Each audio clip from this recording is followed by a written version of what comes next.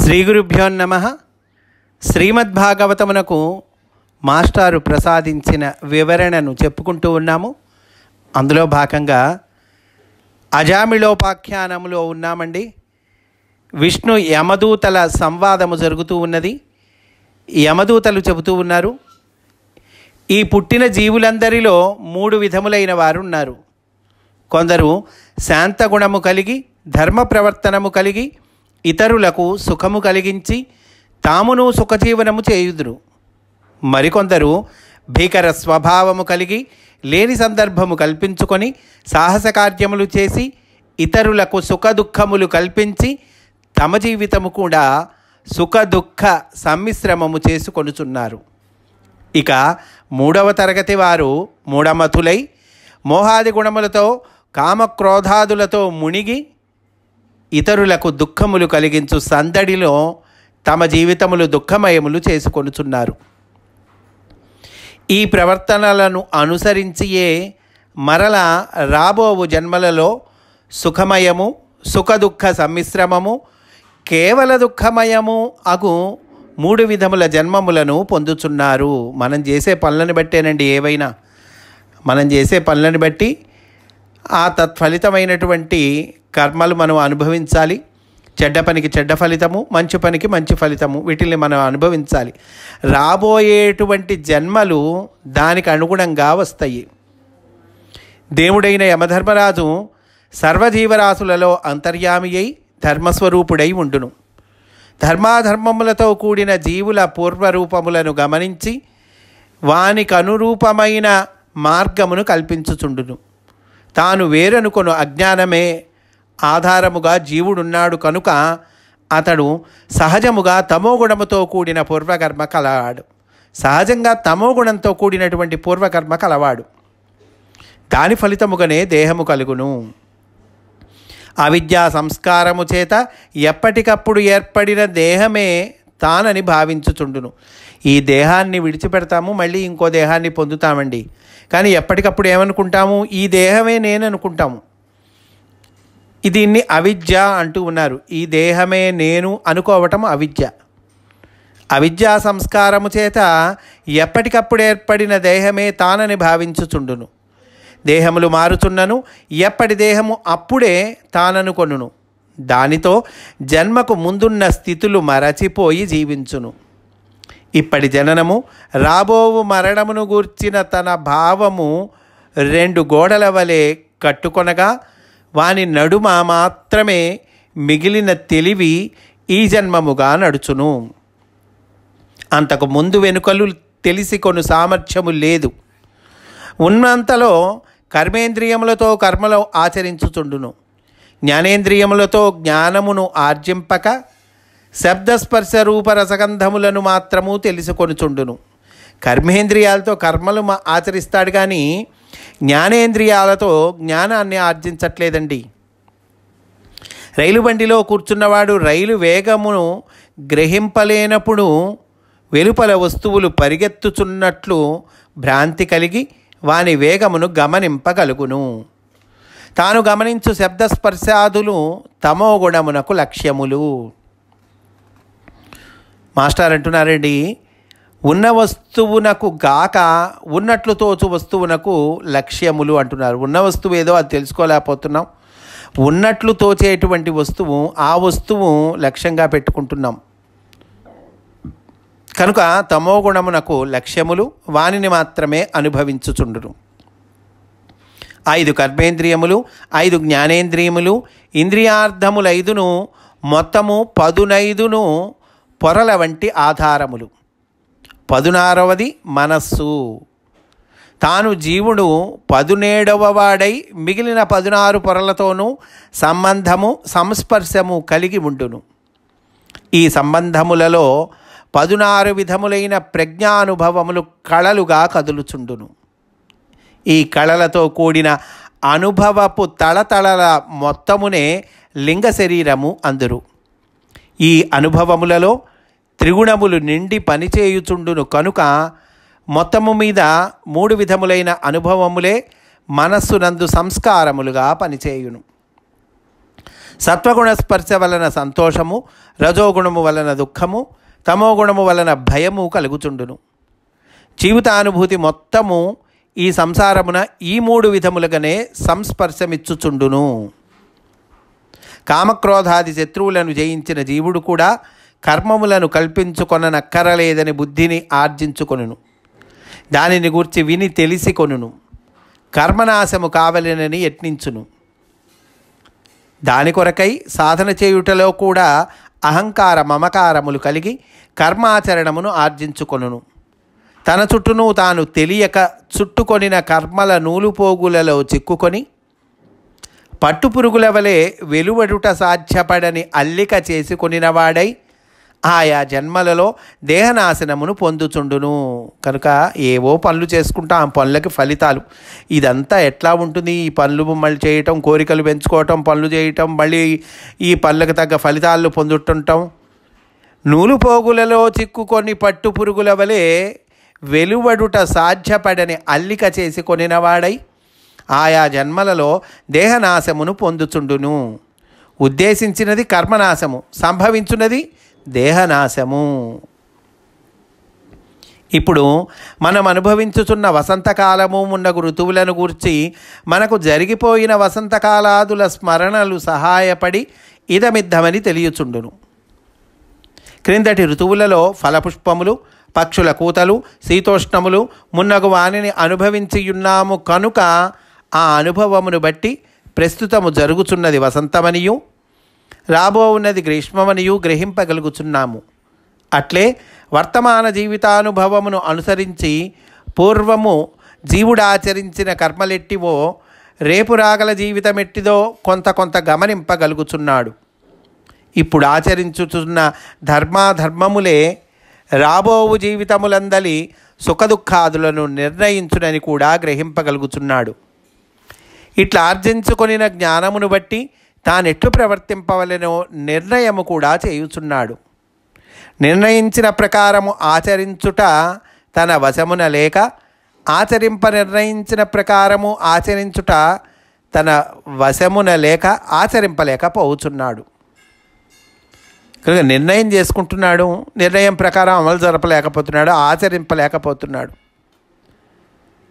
తన వశమున లేదు. ఆచరణము పూర్వకర్మ సంస్కారముపై ఆధారపడి ఉన్నది కదా.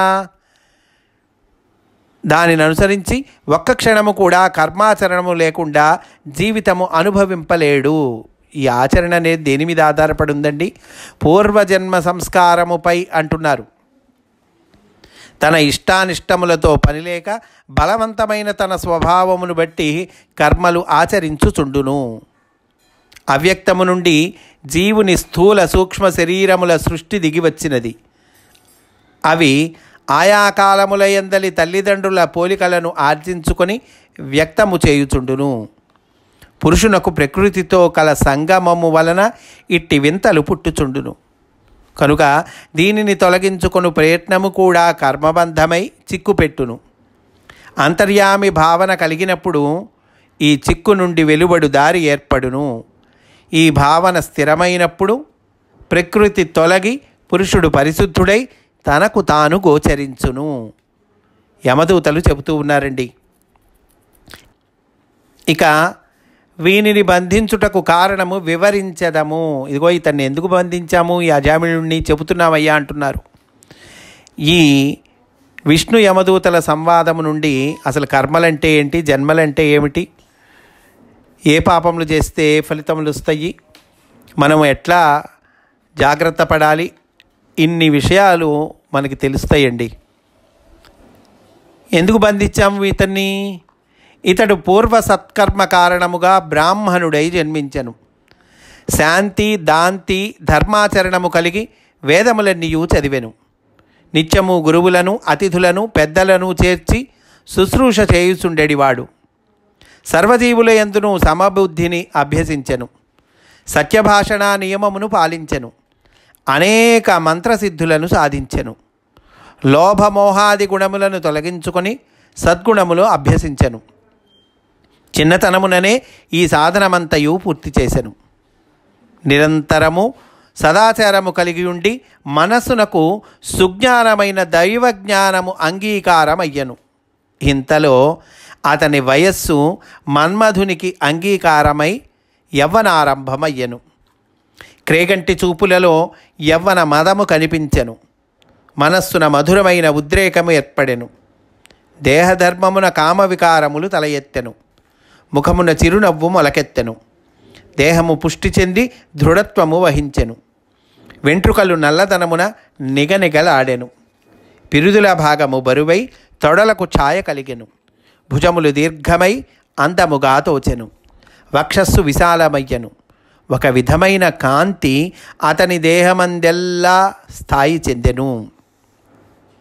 హృదయమున ఉద్భవించుచున్న యవ్వనము, ఆ యవ్వన మదము వెలికి కనిపించుచున్నట్లుగా అతని మూతి మీది నూగు మీసములు మొలచెను.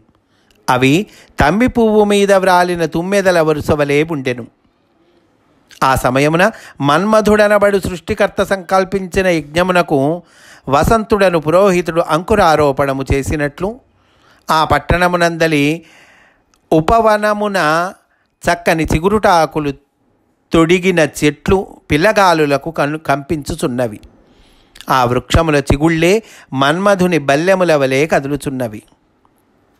ఉద్యానవనమందలి వృక్షములు పుష్కలముగా పుష్పింపగా పుష్పముల నుండి పుప్పొడి ధూళి వలె ఎగిరి ఆకాశమంతయు వ్యాపించినది. ఆ పుష్పముల నుండి తేనెబొట్లు చిందిపడుచుండగా తుమ్మెదల సమూహము ఝంకారములతో దిక్కులను ప్రతిధ్వనింపచేయుచుండెను. ఫలవృక్షములపై పండ్లను అనుభవింపగోరి వచ్చిన చిలుకలు మొదలగు పిట్టలు సందడి చేయుచుండగా మధుమాసము సర్వజనులకు మనోహరమై అన్ని తోటలలోని వృక్షములను అలంకరించెను. ఒకనాడు అజామిలుడు తండ్రి ఆజ్ఞ ప్రకారము దర్భలు సమిధలు కొనివచ్చుటకు వనమునకు ఏగెను.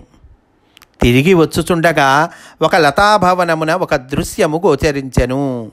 కథాభాగం చెప్పుకుంటున్నామండి మనం. అతనికి ఒక దృశ్యం గోచరించిందట. ఒక చూడకూడని వీడియో ఒకటి చూశాడు. ఈ రోజుల్లో పిల్లలు ఇట్లా చెడిపోతున్నారండి. ఒక్క వీడియో చూడకూడనిది చూస్తేనే అదిగో అజామిలుడి జీవితం అట్లా మలుపు తిరిగింది. మరి రోజు మనకి తెలియకుండానో తెలుసో పిల్లలు ఏం చూస్తున్నారు ఆ సెల్ ఫోనుల్లో, ఆ ఇంటర్నెట్టుల్లో అని మనం కూడా అర్థం చేసుకోవాలి. పొగరెక్కిన వయస్సులో ఉన్న శూద్ర స్త్రీ ఒకతే ఒక విటునితో కూడి కామాంధకారమున మన్మథ క్రీడలలో తెలియాడుచుండెను. ఈయన చూశాడండి. ఈయన చూసిన సీన్ని వివరిస్తున్నారు. ఆ విటుడు దేహముపై బట్టలేక యవనానుభవ మదమే వైభవముగా ఆటోపముతో సంభోగ సుఖము అనుభవించుచుండెను. అతడు కామశాస్త్ర కళల యందు పండితుడు.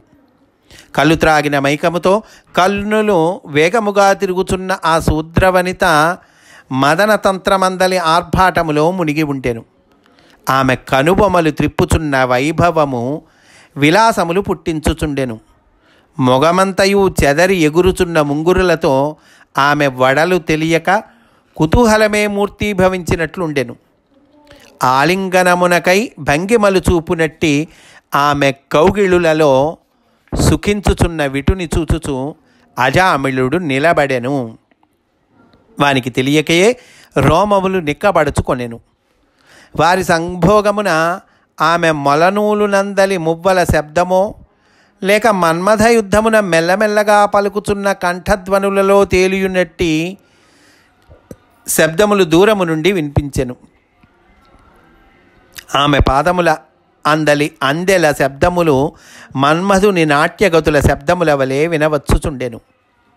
ముంగురులు నుదుటిపై ఎగురుచుండగా, జుట్టు ముడివీడగా, ఎత్తైన వక్షోజములపై హారములు ఎగిరిపడుచుండగా, కటిభాగము కలయికల శబ్దములకు మొలనూలి శబ్దములు తాళజ్ఞానము చూపుచుండగా, గాజుల శబ్దములు గర్జించినట్లుగా, సన్నని నడుము తాండవించినట్లుగా ఆ శూద్రస్త్రీ ఆ విటునిపైన విహారము చేయుచుండెను.